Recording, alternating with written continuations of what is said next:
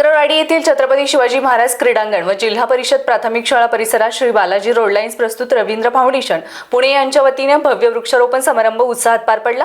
या वृक्षारोपण कार्यक्रमात रवींद्र फाउंडेशनचे पदाधिकारी, तक्रारवाडीतील ग्रामस्थ, तरुण वर्ग, लहान मुले तसेच क्रिकेट प्रेमींनी मोठ्या उत्साहाने सहभाग घेतला।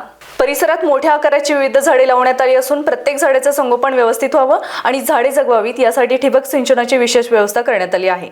यावेळी उपस्थितांनी पर्यावरण संवर्धनाचा संदेश देत झाडे लावा, झाडे जगवा, हिरवाई वाढवा, पर्यावरण वाचवा असा संदेश दिला। केवळ वृक्षारोपण न करता लावलेल्या झाडांचे संगोपन करणं हीच खरी पर्यावरण सेवा असल्याचं यावेळी सांगण्यात आलं।